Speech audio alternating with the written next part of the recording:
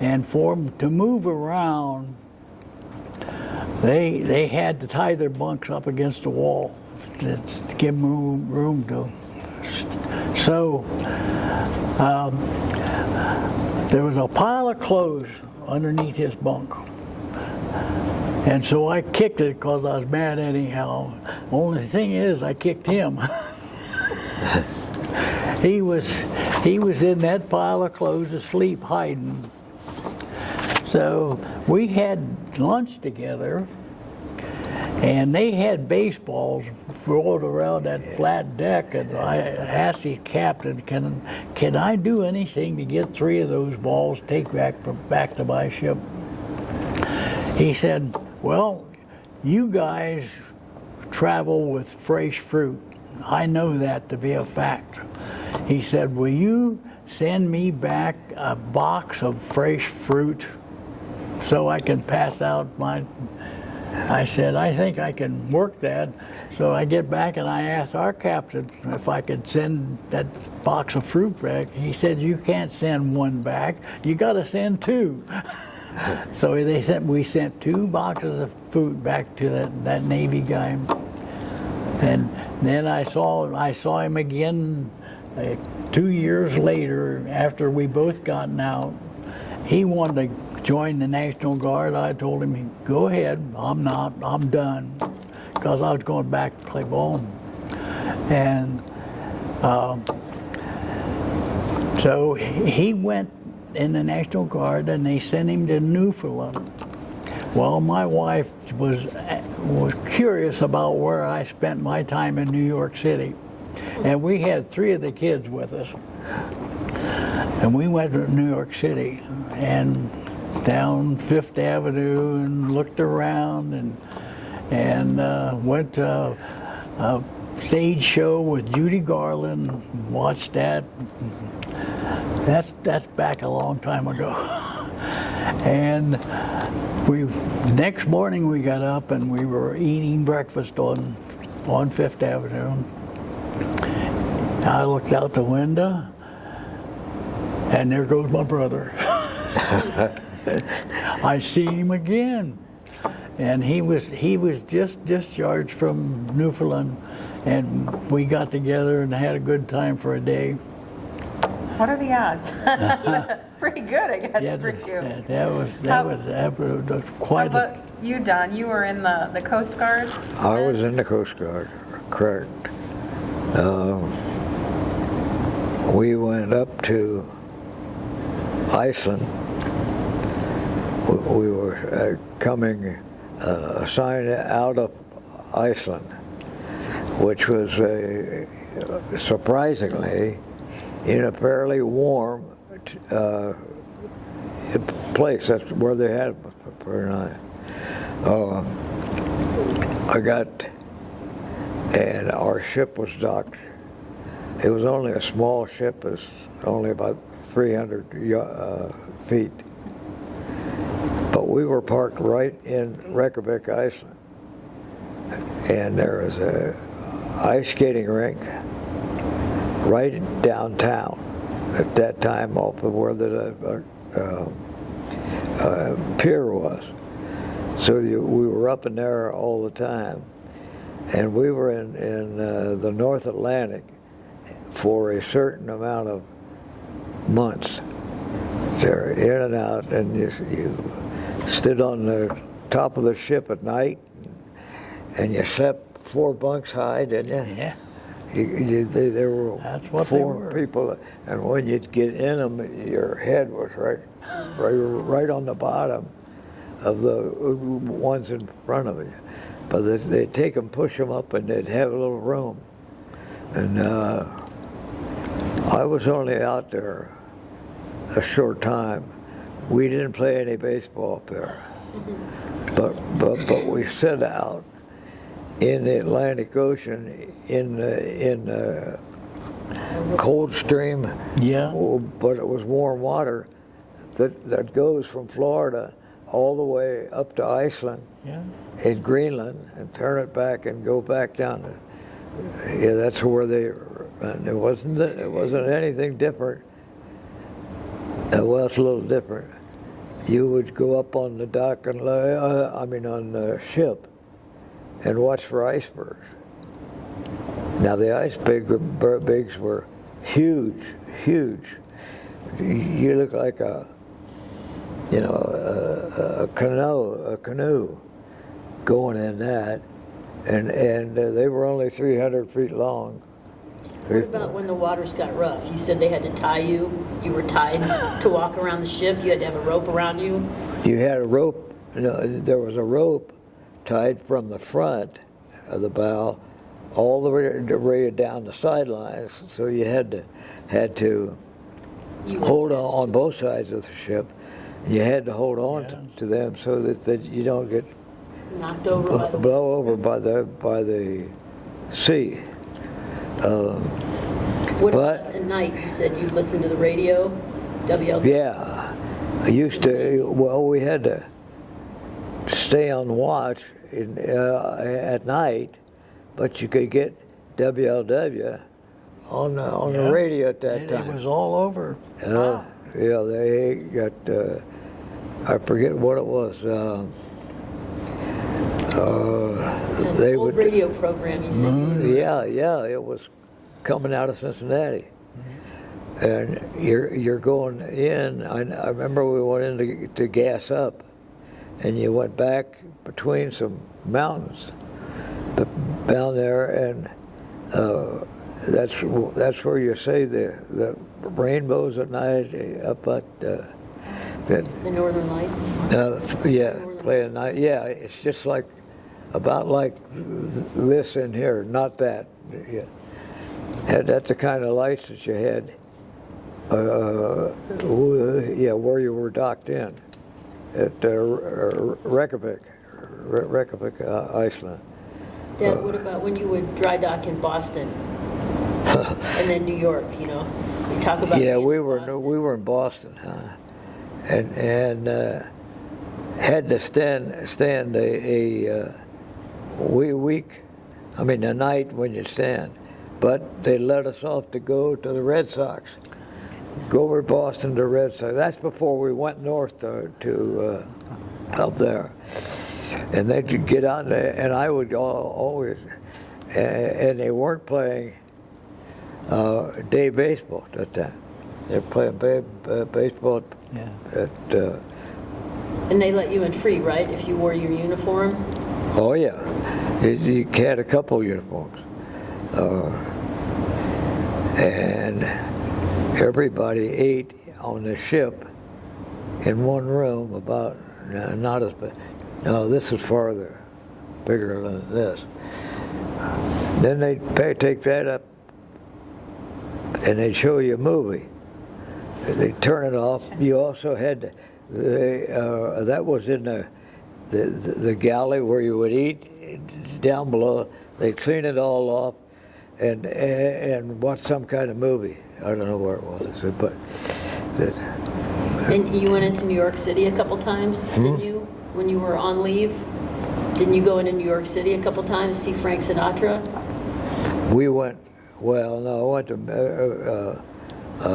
Curtis Bay, and we were being transferred to Boston, and we had some old guys that had been overseas and everything, and they said, just stay there in the morning. They wanted to stop off because Perry Como was singing at the theater downtown, and he wanted to go there. We did get to go there, and then he said, "You better be here at 7 o'clock in the morning." So they just let him go. Well, that was after it was just at the end of the war, and there were lines of people going into movies, but they were not movies. They were regular Broadway shows. I want to ask you guys a question about after the war, coming back and finishing school. Was that part of the GI Bill? No, not in high school. Did you guys just came back and went back to your normal back classes? to school, yeah. Yeah, but they kept most of the fellas coming back in the same room. They Okay. didn't. So they kept you guys together, the ones that had returned from, Yeah, unless you went into class, but you had your own homeroom. Was up in the dome, over the big dome over at Springfield High School. yeah? Springfield my High School. brother and I both went together. They didn't teach us anything. They gave us a diploma. So did you guys end up graduating with the class of 46 then? Or, Yes, yeah? 46, yeah. So you ended up graduating with your brother, even though Yeah. he was ahead of you. So after the war, did you go right back to baseball? That's interesting. Yes, I did. I went back. I got married when I got back. That's the third year I played ball, and we had 2 kids, and I went to Selma, Alabama. The old march across the bridge down there. I just missed that, but I just am hesitant to tell you about the reason that I quit baseball. We were on a road trip, and we were finishing up in Florida, and in the old southern down there. And when I got home, we all went to the same restaurant, ball players, and just glanced around, and because you didn't know anybody in town anyhow. So what happened was we were walking into the restaurant, and the business manager of the team was in front of us, and he stopped and turned around, and to my wife said, and she was sort of a cute little thing, and he said, "Do you still feel the same way about me now as you did last night?" Oh, well, what the hell is this? You know, what goes? So I left it going. We got home. I said, "What was that about?" He said, "Well, he invited me out to his house." She was upright about him. He invited me out to his house. He said to me, "I've helped a lot of ball players along the way with it." Oh, good. She said, "Nothing happened. I told him to take me home right now." And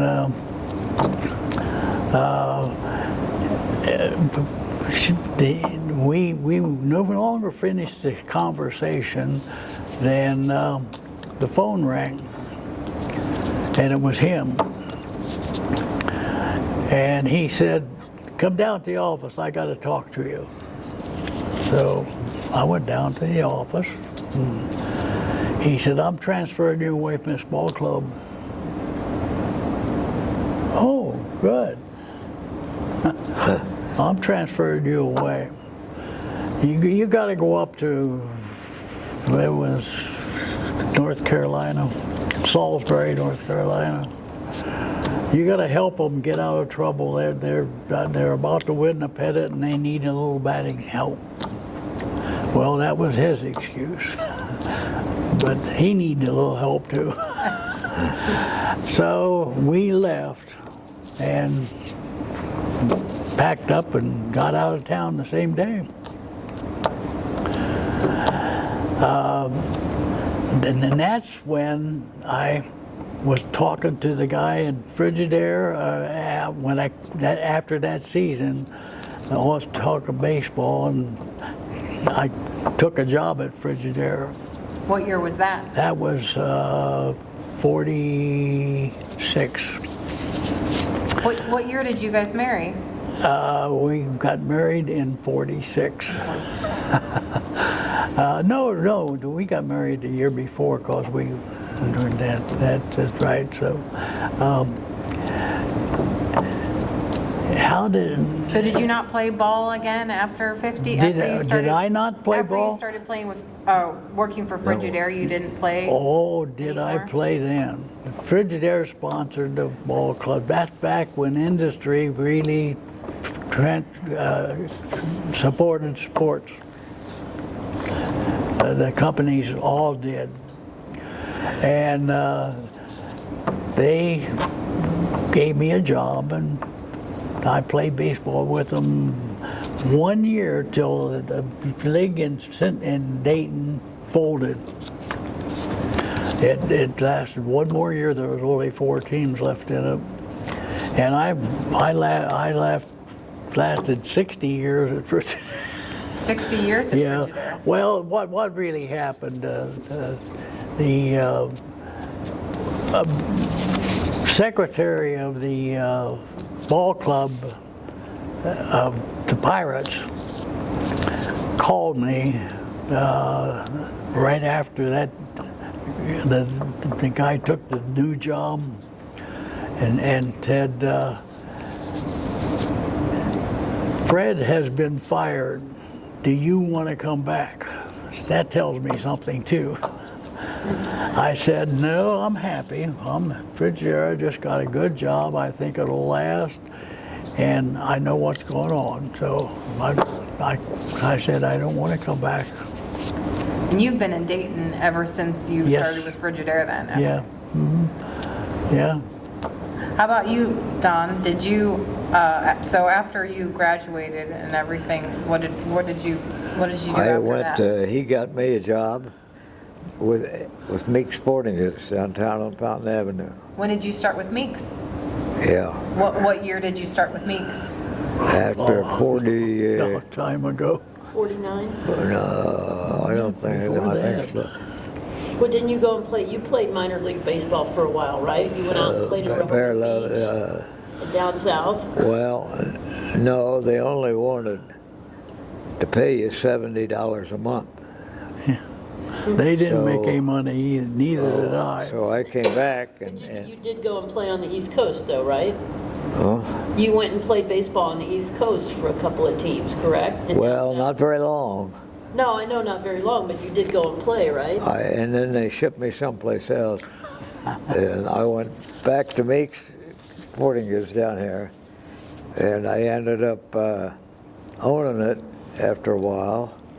And I was there till I don't know, 70, how old am I, 70 or There something? until you bought it. 2004, 2005, I think it was. Yeah, But Harry got you the job there when you came back. yes, he did. He said they're looking for got- somebody to sell fishing licenses, correct? That's exactly right. So when did you become the owner of Meeks? Exactly. That took you a while. 72. It was quite a while after that because everybody, they didn't want to sell it. They just gave it to me. So that's where I've been for 50 years, 55 years up there. So. And so you were involved with getting a major softball tournament started here. Can you talk, Oh can you yeah. talk about Well, that? at that time, yeah, I was playing with a pitch hit, and we, Jim Acton. yeah, we went to a meeting in Chicago, I think it was, and we got the national championship here. Softball national championship, and they were from about 40 different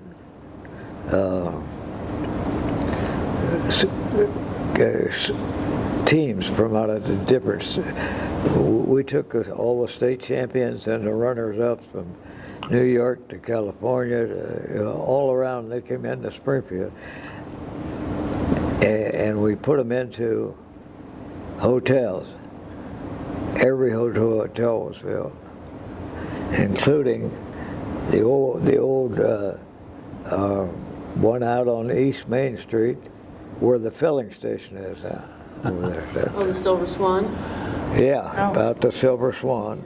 They had cottages. That's all they had left, and they played the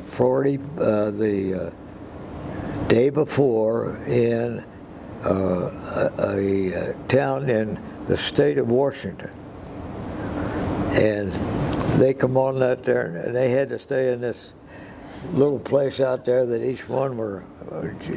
They may have. Tell her about getting the baseball diamond situated because it wasn't the right size. Remember? Instead of. Well, yeah, they had to because we were to have to play. This is for the national tournament. Was this the one in '64? Yeah, The Wide World of Sports? Yeah, right okay. down here at the stadium, and we had every hotel. So because there were, I think, 30-some teams in the team.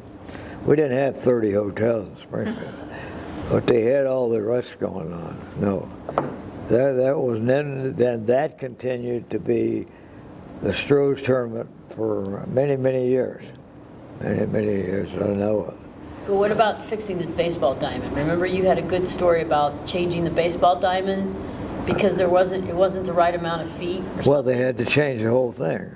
They had to move the pitcher's mound to where was the home plate, and they pitched between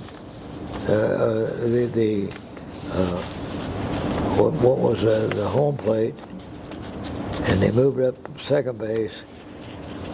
Well, it was a big operation. Move it from 90 to 60, right? Everything had. Yeah, because you were using baseball fields, so they had to make it into a softball field. Right, Yes. and they had to move, the pitcher's mound. I remember you saying then bring the dirt in and. They had to take the mound off.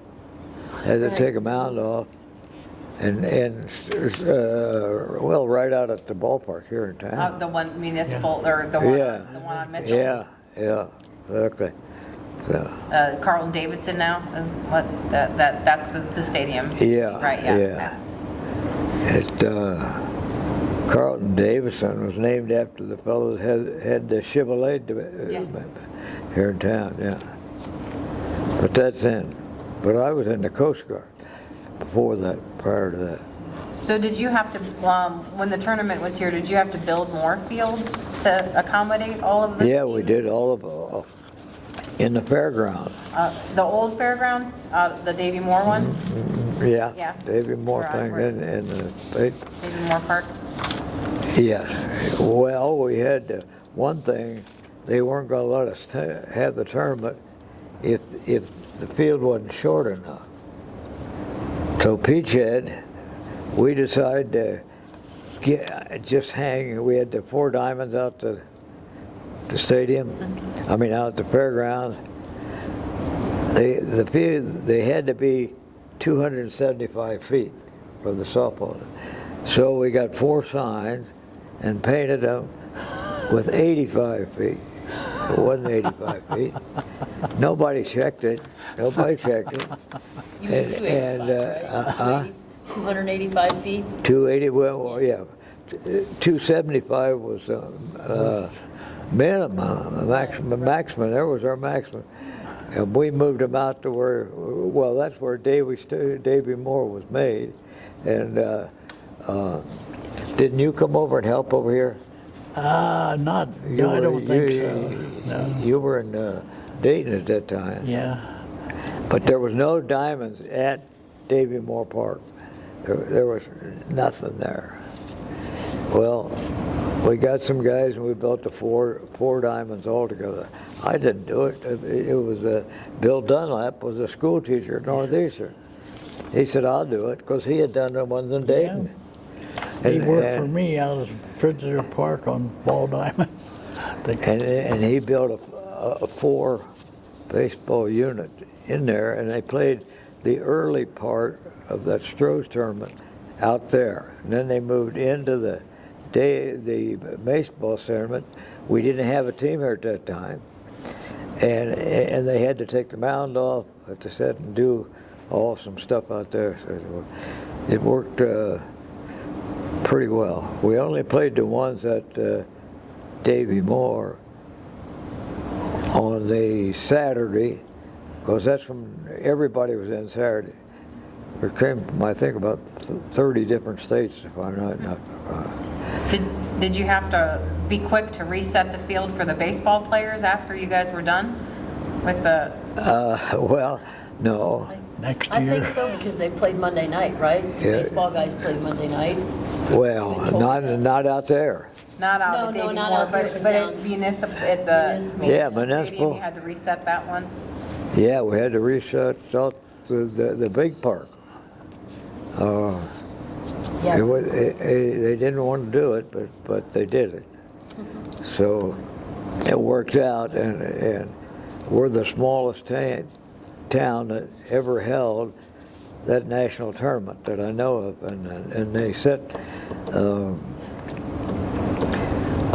big time announcers And it was televised then, right? Yeah? Yes, it So was. the Wild World is wide Wide- of sports. down at the stadium down here. If we had But they Russian never let and- them do it again. 'Cause And they did- I say, in the Stroh's tournament, what year did that start? we were there. There's no- it's in I'm not sure of the that. story somewhere. Okay. And, That should help you for future reference. I forget the Stroh's tournament. In the 60s, Yeah, sometime in yeah. the 60s. And it went for over 30 went for a years. long time. Yeah. yeah, I know we did a whole program just about the Stroh's tournament as a virtual program. That's right. Yeah. Yeah, well, see, 2 they- years ago, yeah. Unbelievable. So, they did not have a baseball tournament there at that time, like they do now. And so we just tore the mound off it, and we pitched from we moved it in. Second base was at where where the old pitcher's mound was. But it worked. They loved it. They loved it. you guys both played in the old timers tournaments here in town, didn't you? Down at Dayton. Well, I played in Dayton with the old timers. Did you ever come back to play here? No, No, I no. don't think No? so. Okay. I thought I saw your name pop up in the paper at least a couple We of times. might have come back and played a game or two, but Probably down there, down in Dayton. Did you do the old timers tournaments here in town? He did. Yeah? He did in the This- 80 and the 85 yeah. and over. I think the last year he played, he was 90. Wow. But there's a lot of that don't mean very much. But we had to take the mound off of Municipal Stadium, and we didn't have a baseball team at that time. So we did it, turned it out, and the pitcher's mound became home plate. And they were hitting them out in the top of the trees out at the stadium. That was,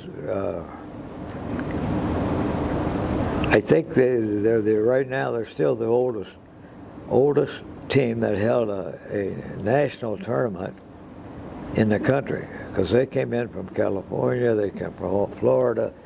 We had 50 teams at that time. That's altogether different. Big tournament. well, when you mention the senior softball, Yeah. we had a team out of Dayton called, well, You mean a baseball team? no, softball team, senior softball. You played with us. Oh yeah, we went someplace. We went down to Newport News down Virginia. And the team won 2 seniors championships, senior Olympic. Huh? What was that? 1999 and 2001, we won it both. They've held a tournament every other year, senior softball.